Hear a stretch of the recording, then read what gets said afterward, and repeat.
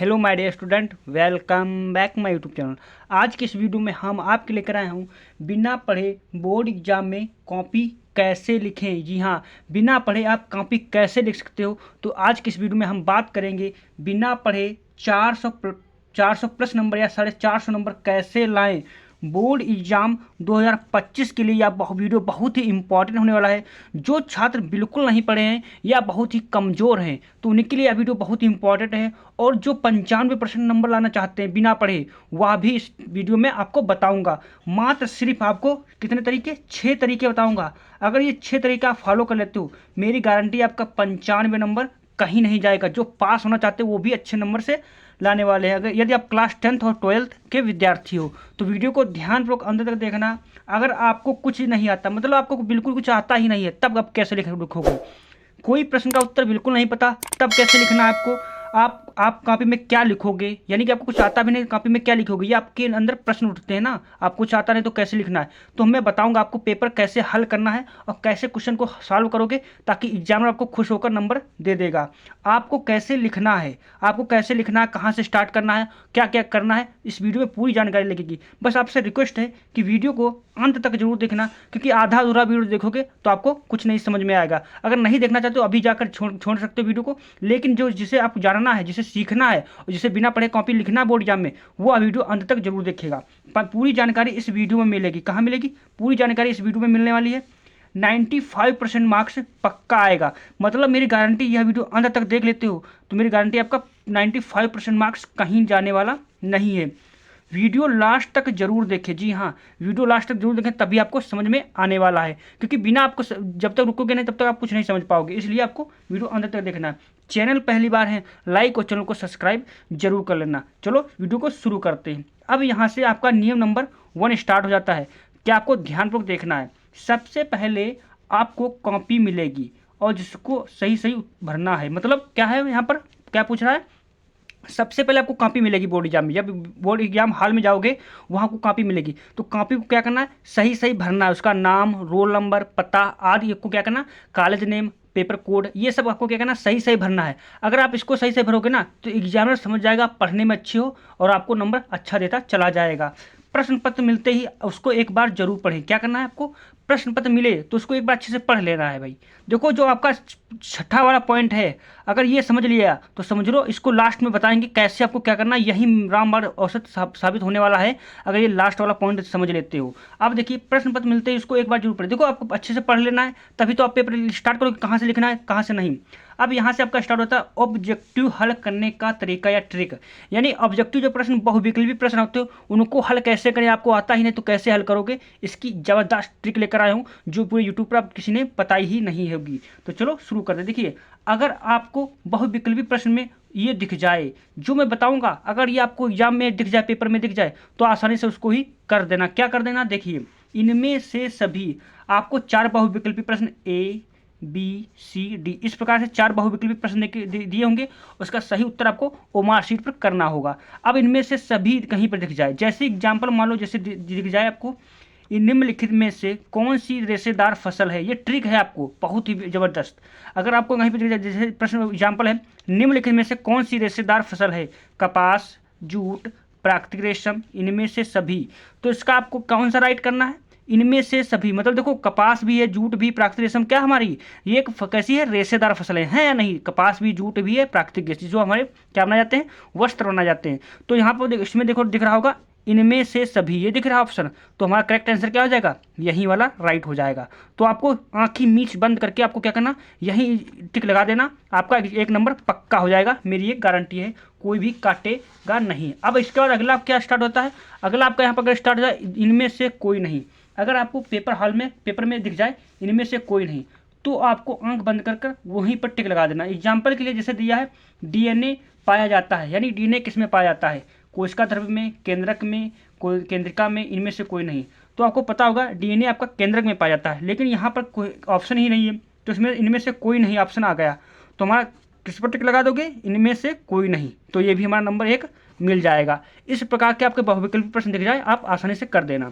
इसके बाद देखो, तीसरा आपको पॉइंट दिख जाए, ए और बी दोनों या ए और सी दोनों, ये आपको कहीं पर दिख जाए विकल्पी में, आपको ये इस प्रकार से ऑप्शन कहीं पर दिख जाए तो हमेशा आंखें बंद करके आपको उसी पर टिक लगा देना। जैसे एग्जाम्पल के लिए फॉर मान लीजिए नाटो के सदस्य देश हैं, नाटो के सदस्य देश हैं रूस, फ्रांस, भारत, ए और बी दोनों। तो को पता होगा नाटो के 5 सदस्य देश हैं, रूस, फ्रांस, अमेरिका और इंग्लैंड, इस प्रकार से क्या क्या है 5 हैं आपको। तो आपको इसमें पूछ रहा है नाटो के सदस्य देश हैं, तो आपका रूस भी है, फ्रांस भी है, लेकिन भारत नहीं है। तो ए और बी दोनों है ना, ए और बी दोनों है, रूस भी फ्रांस भी है। तो ऑप्शन नंबर कौन सा इसमें डी वाला राइट हो जाएगा, ए और बी दोनों। तो इस प्रकार से आपको बहुविकल्पी प्रश्न दिख जाए, आसानी से आपको उस पर टिक लगा देना है। और आपको कोई प्रश्न बिल्कुल उत्तर आता ही नहीं है तो अब क्या करना है, तब इसका भी मैं ट्रिक लेकर आया हूँ।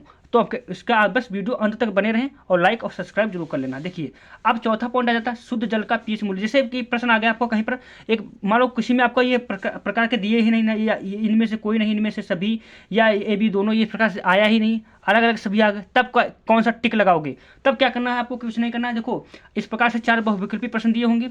देखो आंसर जो होता है ना तो आपका शुरू, देखो सबसे ज़्यादा ना होगा ना सबसे कम संख्या के रूप में आ जाए, जैसे मैथ में पेपर में आ जाए सबसे ज़्यादा संख्या कभी नहीं हो सकता ना सबसे कम हो सकता है। आपका बीच का होगा आंसर। तो इसमें देखिए 0 तो ये बिल्कुल नहीं होगा, 14 ये भी बिल्कुल नहीं होगा। जैसे शुद्ध जल का पीएच मूल्य अब क्या होगा, लगभग में होगा, या तो बी पर टिक लगा दो या पर सी पर लगा दो, क्योंकि देखो 50% इस पर मान्य है, 50% इस पर मान्य है। अब कौन सा सही हो जाए, तो इसका कौन सा हो जाएगा, मान लो हमने सी पर लगा दिया तो हमारे सही हो जाएगा, तो 1 नंबर मिल जाएगा। इस प्रकार से आपको बहुविकल्पी करने का ट्रिक है, इसको फॉलो करके मेरी गारंटी आपका 20 में कम से कम 17-18 आपका आसानी से सही हो जाएगा। इसके बाद मैं आगे बढ़ता हूँ। आगे आप रूल नंबर 2 आ जाता है, तो लाइक जरूर कर देना, आपको अंत तक बने रहना अगर आपको सीखना है कि हमें बिना पढ़े कॉपी कैसे लिखना है। अब यहाँ से आपका स्टार्ट होता है, क्या स्टार्ट हो जाता है, 50 नंबर का वर्णात्मक प्रश्न, किसी में 100 नंबर का वर्णात्मक प्रश्न आ जाता है ना, किसी में 70 नंबर का, 80 नंबर का, इस प्रकार से वर्णात्मक प्रश्न होता है। वो कैसे हल करना है इसका भी मैं बेहतरीन ट्रिक लेकर आया हूँ। देखो फर्स्ट पेज से 5 पेज तक काट पीट गलत उत्तर बिल्कुल नहीं लिखना। देखो आपको कुछ आता नहीं तो लोग छात्र क्या करते हैं, उल्टा सीधे लिख देते हैं, जिससे क्या होता है उनका नंबर कटता चला जाता है और उनको अच्छे नंबर नहीं मिलते और फेल भी हो जाते हैं। इसलिए आपको पहले पेज और लास्ट पेज 5 पेज तक आपको साफ साफ सही लिखना है। जब आप साफ साफ सही लिखोगे ना तो आसानी से एग्जामिनर समझ जाएगा आप पढ़ने में अच्छे हो, आपको अच्छा मार्क्स देगा और आप अच्छे से पास भी हो जाओगे और नंबर भी अच्छा आ जाएगा। राइटिंग साफ साफ और सही सही लिखिए, मतलब शुरू के 5-4 पेज आपको सही सही लिखना है। क्यों लिखना है, क्योंकि आप अगर सही सही और सटीक लिखोगे ना तो एग्जाम में समझेगा आप पढ़ने में अच्छे और नंबर अच्छा देता चला जाएगा। इसके बाद उत्तर लिखने के बाद 2 लाइनें जरूर छोड़ें। कुछ छात्र क्या होते हैं घना घना लिख देते हैं जिससे एग्जामिनर को समझ में नहीं आता। आपको क्या करना है, जैसे कोई प्रश्न का उत्तर लिखा आपने, वो उत्तर पूरा लिख गया, कंप्लीट हो गया, तो आपको क्या करना है 2 लाइनें छोड़ देना है। छोड़ दोगे ना तब नई हेडिंग डालकर तब लिखना स्टार्ट करोगे प्रश्न डालकर, तब आपका एग्जामिनर समझ जाएगा ये अच्छा है और सही सही लिखा, साफ लिखा है, तो नंबर ऐसे प्रकार से देता चला जाएगा। इस प्रकार से ये आपको फॉलो करना है। कोई प्रश्न का उत्तर बिल्कुल नहीं आता है तो क्या करें। अब भाई कोई प्रश्न का उत्तर बिल्कुल आता है तब क्या करोगे, यही तो मेन है पॉइंट। इसी पॉइंट को कवर करूंगा 5वें पॉइंट में, इसलिए आपको वीडियो अंत तक ध्यानपूर्वक आपको देखना है। अब रूल नंबर 3 की ओर बढ़ता है। रूल नंबर हमारा तीसरा क्या कह रहा है, रूल नंबर तीसरा हमारा कह रहा है कि नियम नंबर 3, कोई प्रश्न का उत्तर आधा आता है तो लिखें या छोड़ दें। मतलब आपको कोई प्रश्न का उत्तर आधा ही आता है तो लिखें या छोड़ दें। तब क्या करना है, आपको छोड़ना बिल्कुल नहीं है। पूरा आता है तो पूरा लिखे नहीं तो आधा जरूर लिखे।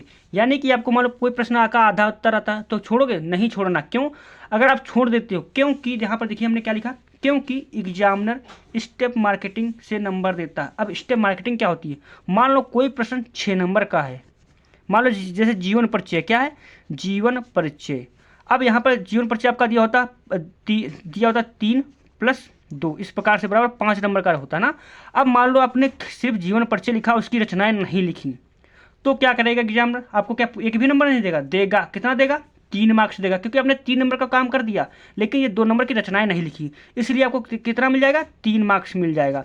यही होती है स्टेप मार्केटिंग नंबर। मान लो जैसे कि आपका कोई 6 नंबर का प्रश्न है और आपने क्या किया, 4 लाइनें लिख दी, तब भी आपको 3 नंबर दे देगा। 8 लाइनें लिख दी, 4 नंबर दे देगा। इस प्रकार से एग्जामिनर दे देगा। क्यों, क्योंकि स्टेप मार्केटिंग पर ही कॉपी आपकी चेक होती है। इसलिए आपको कोई भी प्रश्न छोड़ना नहीं है, कुछ ना कुछ लिखना, उससे रिलेटेड लिखना। जो प्रश्न पूछा गया उसको प्रश्न को पहले एक बार समझो, क्योंकि आधा प्रश्न का उत्तर उसी में छिपा होता है। अगर उसको अच्छे समझ लिया तो आप पेपर भी अच्छे से कर लोगे। तो ये आपको फॉलो करना है। अब रूल नंबर 4 के ऊपर बताओ। नियम नंबर 4 का कह रहा है कि कॉपी में ये बिल्कुल नहीं लिखें। देखो जो छात्र बिल्कुल कमज़ोर होते हैं, उनको कुछ आता ही नहीं है और थोड़ा बहुत आता है, वो क्या करते हैं, कॉपी में ये चीज़ें लिख देते, क्या लिख देते हैं, गाना, गाली, गलत शब्द, रुपये। क्या करते हैं वो, अब उनको कुछ आता नहीं तो वो गाना लिख देते हैं इस प्रकार से। तो आपको भाई नहीं, बिल्कुल भी नहीं लिखना, क्योंकि आप फेल भी हो सकते हो। क्या हो सकते हो, फेल भी हो सकते हो, क्योंकि आपकी जो कॉपियाँ होती हैं ना वो सीसीटीवी कैमरे के सामने खिंचक होती हैं, और आप उल्टा से लिख दोगे तो एग्जामिनर को गुस्सा आएगी, जिससे आपकी कॉपियों को नंबर फेल कर देगा, और नंबर 4, 5, 8, 10 नंबर 15 देकर आपको फेल कर देगा। इसलिए ये बिल्कुल गलतियां नहीं करना एग्जाम में, क्योंकि आपको बिल्कुल मान लो कुछ आता नहीं तो मैं इसका ट्रिक बताने वाला हूँ ना, आपको वीडियो अंत तक देखना, तभी तो आपको समझ में आएगा। मैंने क्या बताया था कि जो छठा पॉइंट है उसमें आपको कवर करूँगा क्या लिखना, आपको कोई प्रश्न बिल्कुल उत्तर ही नहीं आता तब क्या करना है, जो मैं बताने वाला हूँ आगे वीडियो में। अब आप मान लो रुपये रख दिया, कुछ हद होते कि हम मुझे पास कर दो, 2500, 1000, 2500, 200 इस प्रकार से रुपये रख देते हैं। देखो सीसीटीवी कैमरे के सामने आपकी कॉपी चेक होती है, और इससे एग्जामिनर क्या हो जाता है, वो रुपये नहीं रखता है, वो क्या करता है, सीधे रुपये आपके कहाँ चले जाते हैं, बोर्ड ऑफिस में चले जाते हैं, और आपके नंबर भी नहीं बढ़ते हैं। इसलिए आपको पैसे बिल्कुल नहीं रखना है, नहीं तो आप फेल भी हो जाओगे। अगला पॉइंट देखिए, जो छात्र ये 20 दिन जो बताऊंगा अगर वो फॉलो कर लेता है, हाँ जी हाँ, अगर आप जो मैं बताने वाला हूँ लास्ट पॉइंट में, अगर 20 दिन फॉलो कर लिया, एग्जाम में आप 95 क्या 98% भी लाओगे, क्योंकि मेरी गारंटी में वो ट्रिक और तरीका बताने वाला हूँ। इसलिए वीडियो को अंत तक देखना, समझो वो टॉपर बन गया, वो टॉपर भी बन जाएगा, और जो फेल हो रहा है वो भी 80-90 फर्स्ट डिवीजन से पास हो जाएगा। इसलिए वीडियो अंत तक देखना, क्योंकि यहाँ तक आगे थोड़ा और आगे देखिए।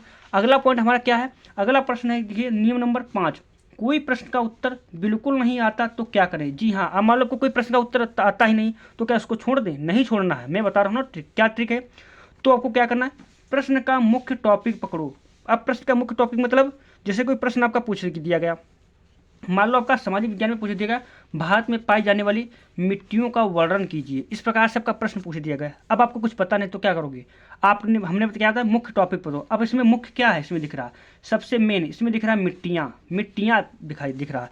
तो आपको अब मिट्टी के बारे में तो पता ही है, भारत में पाई जाने वाली मिट्टियाँ, भारत में विभिन्न प्रकार की मिट्टियाँ पाई जाती हैं, जो हमारे उस पर हमारे किसान लोग क्या करते हैं, कृषि या खेती करते हैं, और वहाँ से विभिन्न प्रकार की फसलें उत्पादन करते हैं। भारत में निम्नलिखित प्रकार की मिट्टियाँ पाई जाती हैं, कौन कौन सी, काली मिट्टी। अब काली मिट्टी में क्या उपजाऊ होता है, आपका कपास, इस प्रकार से रेशम फसलें उगाई जाती हैं। लेटराइट मिट्टी, जोड़ोड़ मिट्टी, इस प्रकार से आपको क्या करना है, इनके बारे में, पहाड़ी मिट्टी, इस प्रकार के इनके बारे में कुछ ना कुछ लिखना है, उसी के रिलेटेड आपको बना कर लिखना है। सिंचाई होती है, उपजाऊ करने के लिए उनको जुताई होती है, खुदाई होती है, इस प्रकार से आपको क्या करना, लिखना है, कुछ ना कुछ टॉपिक में कीवर्ड पकड़ के आपको उसमें लिखना है। अब जैसे विद्युत धारा पूछ दिया, विद्युत धारा क्या है उसकी परिभाषा लिखिए, तो क्या लिखोगे, विद्युत धारा में करंट बहता है, यह परिपथ के माध्यम से ही धारा प्रवाहित होती है, और यह इसमें इलेक्ट्रॉन धनात्मक ऋणात्मक पाए जाते हैं। इस प्रकार से अपना कुछ ना कुछ आपको लिखना, उसी से रिलेटेड लिखना, अलग नहीं लिखना, उसी के रिलेटेड लिख लोगे। अगर आप मान लो 4 नंबर का है तो एग्जामिनर खुश होकर आपको, क्योंकि उसको जल्दी स्पीड में चेक करता ना, आपने हिंदी अगर नीला पेन चलाया ना, अगर 4 नंबर का होगा तभी 3 नंबर दे देगा। इस प्रकार से नंबर कुछ ना कुछ जरूर दे देगा। अब मैं लास्ट पॉइंट जो आपको बताने वाला हूँ, इसको अगर जो छात्र कमजोर हो या टॉपर हो, ये फॉलो कर लिया तो वो सब समझो अच्छा नंबर ला लिया, पास और टॉपर भी कर जाएगा। क्या है नियम नंबर, ये जरूर करें। लास्ट के दिनों में आपको ये जरूर करना, अंतिम दिनों में स्टडी। भाई मान लो 10 दिन रह गए, 15 दिन, 20 दिन, 25 दिन, इस प्रकार से मान लो महीना भर रह गए, एक महीना रह गया, आप क्या करना है वो हम बताने वाला हूँ। इंपॉर्टेंट ऑब्जेक्टिव क्वेश्चन, आप क्वेश्चन बैंक ले लेना, विद्या मास्टर में कुछ भी आप अपनी जो क्लास हो उसका ले लेना, उससे जितने भी इंपॉर्टेंट ऑब्जेक्टिव क्वेश्चन, ऑब्जेक्टिव मतलब बहुविकल्पी प्रश्न जितने बोर्ड एग्जाम में बार बार आए हुए हैं, उनको अच्छे से रिपीट और पढ़ लेना, याद कर लेना है। और क्या करना, हर साल आने वाले प्रश्न 2, 4, 6 नंबर वाले जो प्रश्न हैं हर साल बोर्ड एग्जाम में आते ही हैं, उनको अच्छे से एक बार रिपीट और तैयार कर लो। मॉडल पेपर हल कर लो 2023 और 24-25 का मॉडल पेपर अच्छे से हल कर लोगे ना, उसी से आपका कम से कम 80% पेपर उसी से आता है, क्योंकि क्वेश्चन वहीं रहते हैं, सिर्फ थोड़ा बहुत चेंजेस होता है इसलिए। और रिवीजन कर लीजिए, जो अपनी कॉपी बनाई हो उसको अच्छे से थोड़ा थोड़ा पढ़ लीजिए। इसके अलावा आपको क्या करना, प्रीवियस ईयर क्वेश्चन पेपर, यानी कि प्रीवियस ईयर क्वेश्चन पेपर आपको क्या करना, सॉल्व करना। जो मान लो 2024 के, 23 के, 22 के, इस प्रकार से जो पेपर हैं उनको सॉल्व करोगे, क्योंकि उससे आपकी मजबूती बनेगी और उससे आपको प्रैक्टिस बनेगी ना, उससे आपके नंबर जरूर बढ़ने वाले हैं। इंपॉर्टेंट नोट्स पढ़ लीजिए जो आपने बनाए होंगे। तो इस प्रकार से आपको क्या करना, फॉलो करना है। वीडियो अच्छा लगा तो लाइक और चैनल को सब्सक्राइब जरूर करना। Thanks for watching this video.